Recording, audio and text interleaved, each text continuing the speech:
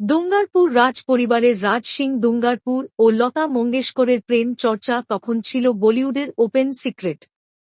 একে অপরকে খুবই ভালোবাসতেন। রাজ সিং সেই সময় নিয়মিত ক্রিকেট খেলতেন।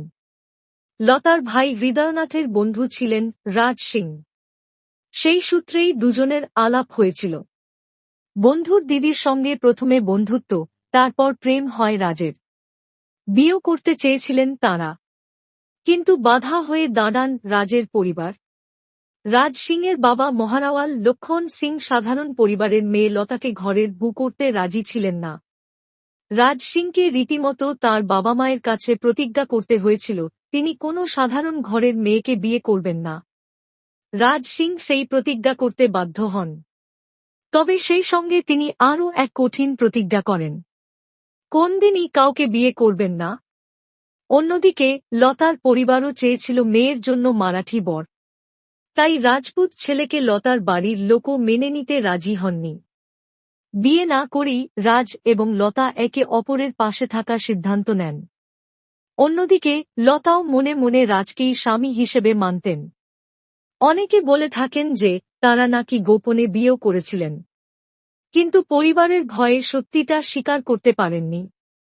রাজপুতানার পূর্বতন রাজকীয় রাজ্য দুঙ্গারপুরে জন্মগ্রহণকারী রাজ সিং ছিলেন দুঙ্গারপুরের শাসক মহারাওয়াল লক্ষণ সিংজির কনিষ্ঠ পুত্র। রাজকুমার হিসেবে তিনি একজন ক্রিকেট প্রেমী ছিলেন। ১৯৫৫ থেকে ৭৭ সাল পর্যন্ত রাজস্থান এবং মধ্য অঞ্চলের হয়ে যথাক্রমে রঞ্জি ট্রফি এবং দলীপ ট্রফি খেলেছিলেন। অবসর গ্রহণের পর তিনি প্রশাসক হিসেবে কাজ করেছিলেন। ১৯৯০-এর দশকে ২ মেয়াদে বিসিসিআই-এর সভাপতি হিসেবে দায়িত্ব পালন করার আগে অনেক সফরে জাতীয় দলের নেতৃত্ব দিয়েছিলেন। কিন্তু শোনা যায় লতা মঙ্গেশকরও রাজের প্রতি তার ভালোবাসার কারণে সারা জীবন অবিবাহিত ছিলেন। ২০০৯ সালে রাজ সিংয়ের মৃত্যুর পর লতা মঙ্গেশকর গোপনে দুঙ্গারপুর গিয়েছিলেন তার শেষকৃত্যে। দুঙ্গারপুরের প্রেম কাহিনী ছিল বিয়োগান্তক অথচ অমর, যা পারিবারিক বাধার কারণে পরিণয় পায়নি। লতার চেয়ে ৬ বছরের বড় রাজ সিংহ আদর করে লতাকে মিট টু বলে ডাকতেন। তাঁর পকেটে সব সময় থাকত একটি রেকর্ডার। তাতে রেকর্ড করা থাকত লতা মঙ্গেশকরের জনপ্রিয় কিছু গান। লতা রাজ সিংয়ের সাথে তার সম্পর্ক নিয়ে জনসমক্ষে নীরবতা বজায় রেখেছিলেন।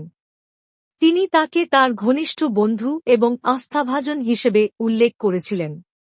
যখন একটি নিবন্ধে একবার ক্রিকেট প্রশাসককে তার একমাত্র সত্যিকারের ভালোবাসা বলে উল্লেখ করা হয়েছিল, তখন লতাকে এ বিষয়ে মন্তব্য করতে বলা হয়েছিল।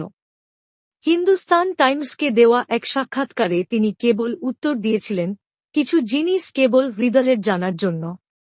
আমাকে এভাবেই রাখতে দিন। ২০০৪ সালে মিডডেকে দেওয়া এক সাক্ষাৎকারে রাজ সিং তাদের বিয়ে না করার বিষয় বলেন, এটা খুবই ব্যক্তিগত বিষয়, কিন্তু আমরা ভিন্ন পটভূমি থেকে এসেছি। ৬০-এর দশক ছিল খুবই আলাদা। হয়তো দুজনেই তাদের নিজ নিজ পরিবারের সাথে খুব বেশি সংযুক্ত ছিলেন।